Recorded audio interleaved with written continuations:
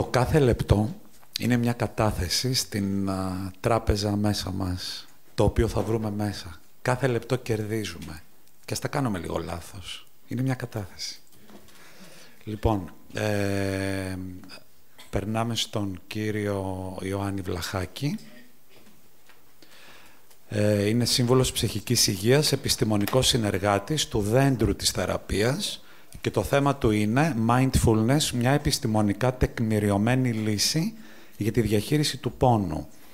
Είναι τακτικό μέλος της ελληνικής και της ευρωπαϊκής εταιρείας συμβουλευτικής. Έχει ειδικευτεί στη θεραπευτική κλινική ύπνωση, στην γνωσιακή συμπεριφορική κλινική υπνοθεραπεία, στη μοντέρνα εφαρμοσμένη ψυχολογία, στο mindfulness, στο coaching leadership και στην θετική ψυχολογία, ιδρυτής του οποίου ήταν ο κύριος Σταλίκας, τον χάσαμε πρόσφατα, και ο κύριος Σταλίκας έφερε τον διαλογισμό στο Ελληνικό Πανεπιστήμιο, στο Πάντιο, ως ένα από τα πιο δυνατά δομικά στοιχεία της θεραπείας.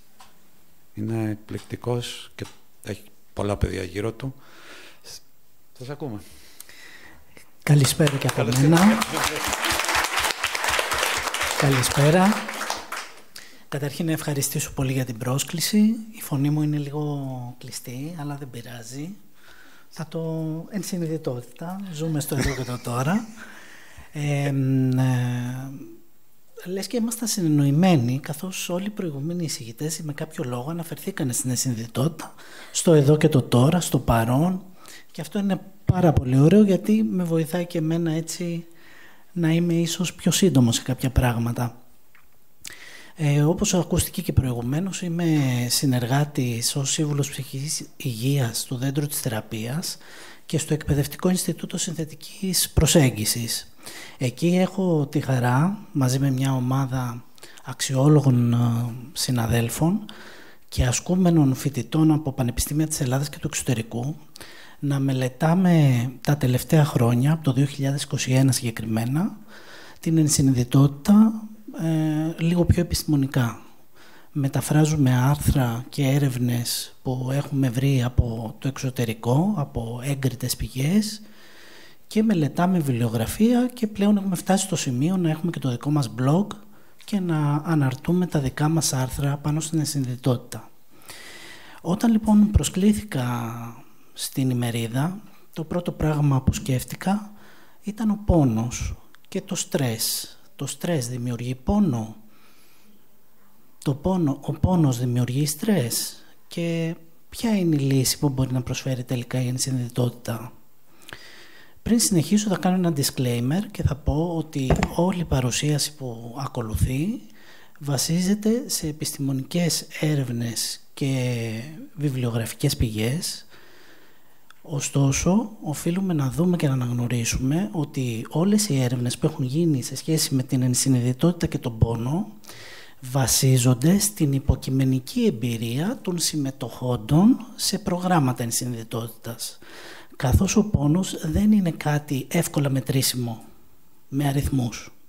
Θα ήταν ευχής έργο αν αύριο μεθαύριο βρεθούν τρόποι μέτρησης και με αριθμητικά δεδομένα και να γίνει ένα συνδυασμός. Χτυπάω και το μικρόφωνο, άρα έχω και εγώ στρες, όπως είπατε κι εσείς. Παρότι μέσα στην εμπειρία μου είμαι και εκπαιδευτής ενηλίκων της μη τυπικής εκπαίδευσης και είμαι χρόνια στα πόντιουμ που λέει ο λόγος, ωστόσο πάντα το στρες υπάρχει, δεν έχει φύγει ποτέ. Είναι το έχεις ή δεν το έχεις τελικά, κάποιες φορές. Αντί εισαγωγής έχω επιλέξει ένα απόσπασμα από το βιβλίο «Νους, σώμα σε τέλεια αρμονία» του Όσο, το οποίο μας λέει ότι το σώμα είναι η ορατή ψυχή, η ψυχή είναι το αόρατο σώμα. Το σώμα και η ψυχή δεν διαχωρίζονται ποτέ μεταξύ τους, είναι μέρη το ένα του άλλου, είναι μέλη μιας ολότητας. Και επέλεξα το συγκεκριμένο απόσπασμα, ακούστηκε και προηγουμένως από τους προηγούμενους εισηγητές, καθώς όσο περνάει ο καιρός χαίρομαι πολύ που βλέπω ότι και η ιατρική επιστήμη και η ψυχολογία αρχίζουν και αντιμετωπίζουν τον άνθρωπο ως μια ολότητα και όχι ως σώμα ή μόνο ως ψυχή και τα δύο μαζί, ως μια ολότητα. Ας δώσουμε αρχικά έναν ορισμό για τον πόνο. Σύμφωνα λοιπόν με την Διεθνή Ένωση για τη Μελέτη του Πόνου, ο πόνος είναι η δυσάρεστη αισθητηριακή και συναισθηματική εμπειρία που σχετίζεται με πραγματική ή ενδεχόμενη βλάβη των ιστών ή περιγράφεται με τέτοιους όρους.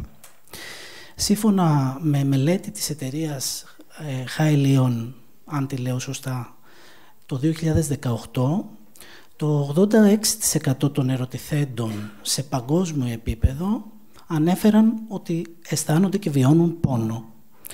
Και μάλιστα περιέγραφαν αυτό τον πόνο ως κάτι περισσότερο από σωματική αίσθηση. Το ίδιο ποσοστό, 86% επίσης, αναφέρει ότι αυτός ο πόνος επηρέαζε την καθημερινή τους λειτουργικότητα. Εγώ επέλεξα ένα διαφορετικό ορισμό για την ενσυνδετότητα. Ακούστηκαν οι κύριοι ορισμοί από τον κύριο Καμπατζήν προηγουμένως και την επαφή στο εδώ και τώρα και την εστίαση στην παρούσα στιγμή, σε χρόνο ενεστώτα. Επέλεξα έναν διαφορετικό ορισμό του Ζίγκελ, γιατί ταιριάζει περισσότερο με τα κομμάτια που θα ακολουθήσω σχετικά με τον πόνο.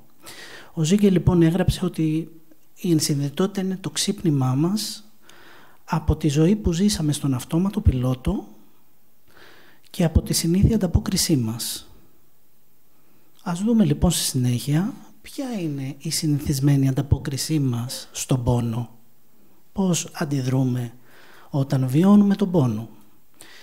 Για τη διευκόλυνσή μας έχω χωρίσει σε 3 κατηγορίες αυτές τις συνηθισμένες ανταποκρίσεις. Η πρώτη κατηγορία είναι οι συμπεριφορές αποφυγής που κάνουμε στον πόνο. Κάνουμε σαν να μην υπάρχει δηλαδή. Λέμε, πρέπει να κάνω άλλα πράγματα σήμερα, αποφασίζω να κάνω ότι δεν υπάρχει ο πόνος σήμερα πάνω μου. Δεν το βιώνω. Η δεύτερη κατηγορία είναι οι συμπεριφορές ασφαλείας. Οι συμπεριφορές ασφαλείας είναι η υπερκατανάλωση φαρμάκων, παυσίπονα ας πούμε, πολλά παυσίπονα. Και αν το πάμε και ένα βήμα παρακάτω, αλκοόλ, κατανάλωση αλκοόλ για να ανακουφιστούμε από τον πόνο και ναρκωτικών εξαρτησιογόνων ουσιών. Επίσης, αν και αυτό συνδέεται περισσότερο με την διαταραχή άγχους υγείας, στις συμπεριφορές ασφαλείας θα βάζαμε και τις πολύ τακτικές και συχνές επισκέψεις πέραν του δέοντος σε γιατρούς, προσπαθώντας να βρούμε μια αιτιολόγηση για τον πόνο. Έχουμε και άλλη μια κατηγορία συμπεριφορών, τις αυτοεπικριτικές. Τι εννοούμε με αυτό? Εννοούμε την αυτοομιλία μας. Με ποιο τρόπο δηλαδή μιλάμε και συμπεριφερόμαστε στον ίδιο μας τον εαυτό. Συνήθως οι άνθρωποι οι οποίοι βιώνουν πόνο σε μια στρεσογόνα κοινωνία όπως είναι η σημερινή,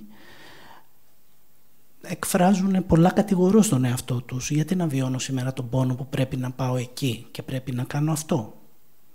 Αρχίζει λοιπόν ένα εσωτερικό κατηγορό, το οποίο μας δημιουργεί περισσότερο άγχος, μας δημιουργεί θλίψη και αυτό εντείνει ακόμα περισσότερο τον πόνο σύμφωνα με τις μελέτες από τις οποίες άντλησα αυτές τις πληροφορίες.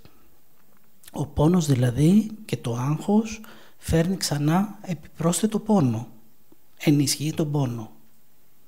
Είναι σαν να βάζουμε έναν επιπρόσθετο συναγερμό, ότι κάτι κακό συμβαίνει, κάτι κακό έρχεται και έτσι ο πόνος γίνεται πιο έντονος, γιατί το σώμα αντιλαμβάνεται ότι δεν τον έχουμε πάρει χαμπάρι, άρα τον εντείνει, τον δυναμώνει.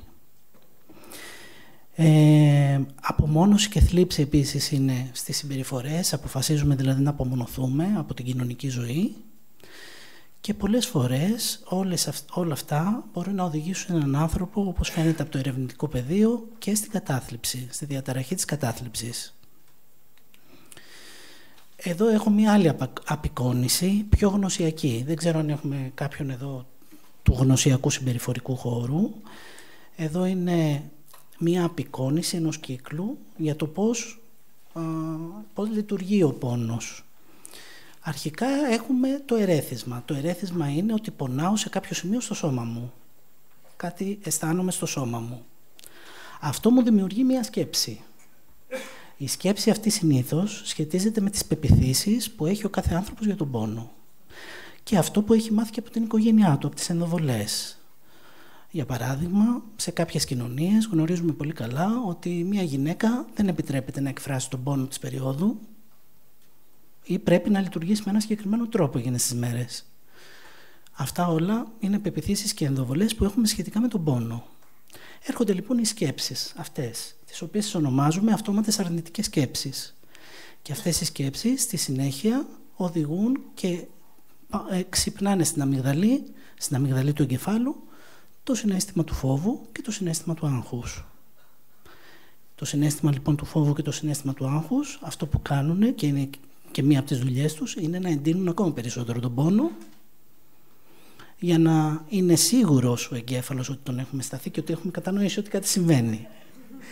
Οπότε όλη αυτή η διαδικασία, όπως καταλαβαίνετε, είναι μια λυσιδωτή αντίδραση, ένας φαύλος κύκλος θα λέγαμε αλλιώς. Ο πόνος φέρνει επιπλέον πόνο εάν δεν κάνουμε κάτι, δεν τον αναγνωρίσουμε και δεν τον διαχειριστούμε με κάποιες τεχνικές. Ποια είναι τώρα η συμβολή της ενσυνειδητότητας στον πόνο και στη διαχείριση του πόνου? Καταρχήν να πούμε ότι, όπως αναφέρθηκε προηγουμένως, το MBSR, το πρόγραμμα MBSR, όταν ξεκίνησε στην πανεπιστημιακή κλινική της Μασαχουσέτης, ουσιαστικά ξεκίνησε με ασθενείς που βίωναν χρονιότητα πόνου. Οπότε, από μόνη της ενσυνειδητότητα, εξορισμού κατά κάποιο τρόπο, μπορούμε να πούμε ότι θεωρείται από τα θεραπευτικά πρωτόκολλα εκλογής για ασθενείς με χρονιότητα στον πόνο και γενικότερα ασθενείς οι οποίοι ταλαιπωρούνται με περιστασιακούς ή και χρόνιους πόνους. Πιο συγκεκριμένα λοιπόν, πού επικεντρώνονται τα λεγόμενα MBIs. MBIs ονομάζουμε τα Mindfulness Based Interventions ή αλλιώς οι θεραπευτικές παρεμβάσεις που βασίζονται στην συνειδητότητα. Επικεντρώνονται καταρχήν στην επίγνωση. Στην επίγνωση και στην αποδοχή της κατάστασης. Στο να αποδεχτώ την κατάσταση του πόνου και πιθανόν της χρονιότητάς του.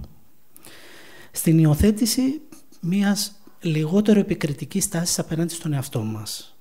Να αλλάξουμε δηλαδή αυτό που λέγαμε πριν, τον τρόπο αυτοομιλίας μας. Στην παρατήρηση με ευγένεια και καλοσύνη των σωματικών μας αισθήσεων. Την ευγενική παρατήρηση που ακούστηκε και προηγουμένως.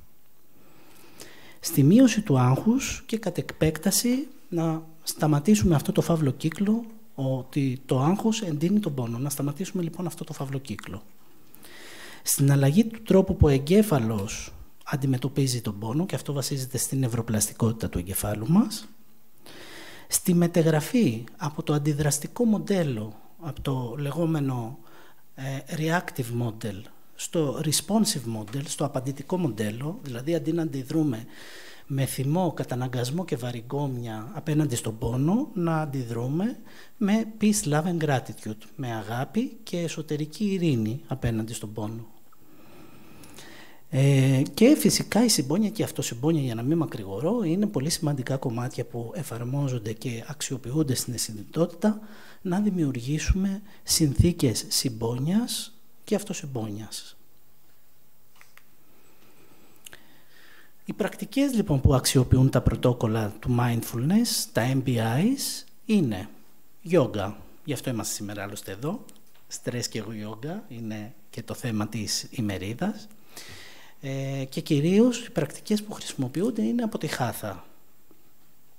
Διαλογιστικές ασκήσεις επίσης. Είτε καθιστοί διαλογισμοί, είτε ξαπλωτοί διαλογισμοί, διάφορες μορφές. Ακόμα και διαλογισμός στο ντουζ είναι μια πρακτική που αξιοποιείται. Το anchoring, που είναι τα θετικά γκυρώματα, το να συνδέσω δηλαδή κάποιες καταστάσεις με θετικά μηνύματα σε σχέση με τον πόνο, οι ασκήσεις γείωσης, δηλαδή η επαφή μου στο εδώ και τώρα, οι ασκήσεις αυτοσυμπόνιας και τέλος, το άφησα τελευταίο εσκεμμένα, το body scan, όπου ο ίδιος ο Καμπατζίν θεωρεί ότι είναι η πιο σημαντική άσκηση, το σκανάρισμα δηλαδή του σώματος, η πιο σημαντική άσκηση για τη διαχείριση του πόνου, όπως την περιγράφει στο βιβλίο του Full Catastrophe Living. Έτσι είναι ο τίτλος του βιβλίου, αλλά περιγράφει εκεί αναλυτικά και το κομμάτι MBSR. Λοιπόν, τα πρωτόκολλα που βασίζονται στην συνειδητότητα και σχετίζονται και με τη διαχείριση του πόνου, αρχικά είναι το MBSR, το οποίο, όπως μας είπε και η συνομιλήτρια πριν, βασίζεται στην μείωση του άγχους, στην μη επικριτική στάση απέναντι στον εαυτό, και συνεχίζω στο MBCT, που είναι μεταγενέστερο, με κυρίο όνομα αναφορά στον Σιγκάλ. Εδώ έχουμε ένα MBSR πρόγραμμα, πάλι 8 εβδομάδων, όπως περιγράφηκε προηγουμένως, με τη διαφορά ότι εδώ έχουμε και γνωσιακή αναδόμηση. Εδώ δηλαδή επενδύουμε πολύ στο να αλλάξουν οι πεποιθήσεις και οι γνωσίες που έχουμε σε σχέση με τον πόνο. Επίσης, το mindfulness είναι ηχηρά παρόν και στα πρωτόκολλα τα οποία σχετίζονται με τη συμπόνια. Στο τρίτο ρεύμα της γνωσιακής συμπεριφορικής θεραπείας έχουμε το CFT, Compassion Focused Therapy, ή θεραπεία εστιασμένη στη συμπόνια, όπου το άτομο δουλεύει και εξασκεί την συμπόνια προς τους άλλους ανθρώπους, που σύμφωνα με την Dr. Neff, συμπόνια ονομάζεται η αναγνώριση του πόνου ενός άλλου ανθρώπου και η έμπρακτη προσπάθεια να κάνω κάτι για να τον ανακουφίσω, και αυτοσυμπόνια είναι να το κάνω αυτό για τον εαυτό μου. Να προσπαθήσω δηλαδή να ανακουφίσω τον ίδιο μου τον εαυτό από τον πόνο. Η CFT λοιπόν εστιάζει πάρα πολύ σε αυτό το κομμάτι. Και υπάρχει κι άλλο ένα πρωτόκολλο, πάλι όπως το MBSR, αλλά με πολλά στοιχεία συμπόνιας και αυτοσυμπόνιας, το MBCL, Mindfulness Based Compassion Living, το οποίο εστιάζει στο πώς μπορώ να γίνω πιο λειτουργικός εφαρμόζοντας τη συμπόνια στην καθημερινή μου ζωή. Και με αυτόν τον τρόπο να μπορέσω να είμαι πιο λειτουργικός και φίλος με τον πόνο μου. Ακούστηκε σαν τίτλος τραγουδιού αυτό, φίλος με τον πόνο μου. Το προσπερνάω. Εν τέλει, από την ερευνητική σκαπάνη, τι πορίσματα έχουν βγει, και ολοκληρώνω, γιατί νιώθω ότι έχω ξεπεράσει το χρόνο, είμαι εντάξει. Ωραία. Λοιπόν, πάμε να δούμε λοιπόν τα πορίσματα που έχει δώσει η έρευνα πάνω στην εφαρμογή των πρωτοκόλων και των παρεμβάσεων συνειδητότητας. Και πάλι θυμίζω ότι βασίζεται στην υποκειμενική εμπειρία των συμμετοχών τους στα προγράμματα, δηλαδή το τι δήλωσαν αφού ολοκλήρωσαν αυτά τα προγράμματα. Οι συμμετέχοντες λοιπόν δήλωσαν ότι αποδέχονται περισσότερο τον πόνο και έχουν μειώσει την αυτοεπίκριση που είχαν μέχρι τότε σχετικά με τον πόνο. Μείωση των σκέψεων μελλοντικής καταστροφολογίας, δηλαδή ότι σκέψεις όπως θα με οδηγήσει στο θάνατο, θα τρελαθώ από αυτό τον πόνο κλπ. Μειωθήκανε κατά πολύ. Μείωση της έντασης του πόνου και σε επίπεδο σωματικό και σε επίπεδο ψυχολογικό. Ανάπτυξη στρατηγικών ικανοτήτων για τη διαχείριση του πόνου. Αλλαγή νοήματος σχετικά με τις πεποιθήσεις που είχαν οι συμμετέχοντες πριν για τον πόνο. Μείωση του άγχους, της θλίψης και του αισθήματος αβοηθητότητας, γιατί κακά τα ψέματα ένας άνθρωπος ο οποίος ζει με το χρόνιο πόνο έχει μία αίσθηση ότι δεν μπορεί να με βοηθήσει πια κανείς. Οπότε ένα σημαντικό κομμάτι στα προγράμματα ενσυνειδητότητας είναι η μείωση του αισθήματος αβοηθητότητας. Βελτίωση στην ποιότητα του ύπνου και μείωση της κόπωσης και αύξηση των επιπέδων λειτουργικότητας στην καθημερινή ζωή των ανθρώπων που βιώνουν τον πόνο. Κλείνοντας, θα ήθελα έτσι, δεν ξέρω αν έχουμε κανέναν από εδώ, από την Παρισία, από την Ελληνική Εταιρεία Θεραπείας Πόνου και Παρηγορητικής Φροντίδας. Ψάχνοντας και ερευνώντας για το συγκεκριμένο σημερινό θέμα και την ημερίδα, έπεσα πάνω στο site της Παρισίας που ασχολείται με ασθενείς που βιώνουν χρόνιο πόνο. Εκεί λοιπόν εφαρμόζουν προγράμματα ενσυνειδητότητας τακτικά για τους ανθρώπους που έχουν το χρόνιο πόνο. Έτσι έκλεψα από αυτό το site κάποια αποσπάσματα, έκλεψα εντός εισαγωγικών, με κυνηγήσετε κιόλας, έκλεψα κάποια αποσπάσματα από το τι δήλωσαν οι ίδιοι ασθενείς και θα ήθελα να τα μοιραστούμε. Οι πόνοι δυστυχώς δεν φεύγουν. Το πρόγραμμα όμως με βοήθησε να αποδεχτώ την κατάστασή μου και να γίνω πιο φιλική με τον πόνο, να μην τρομάζω και να μην πανικοβάλλουμε όταν οι πόνοι γίνονται πιο σκληροί. Αρμονική συμβίωση με τον πόνο χωρίς να περιορίζεται η καθημερινότητα, μας λέει ένας άλλος ασθενής.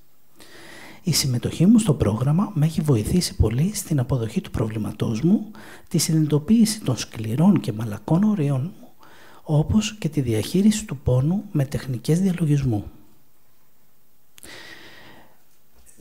Κλείνοντας, θα ήθελα να μοιραστώ μαζί σας ένα μικρό ποιηματάκι επίσης. Το βρήκα χθες στο Instagram, τυχαία έπεσε πάλι το μάτι μου, όμως ταιριάζει πάρα πολύ με αυτό που συζητάμε.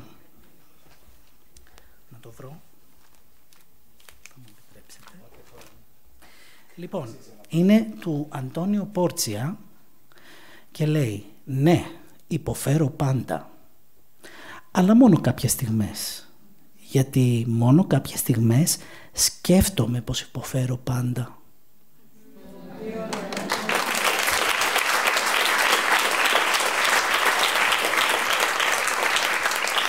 Σας ευχαριστώ πολύ. Η βιβλιογραφία είναι στη διάθεσή σας που αξιοποιήθηκε για τη συγκεκριμένη παρουσίαση. Αυτά. Ευχαριστώ.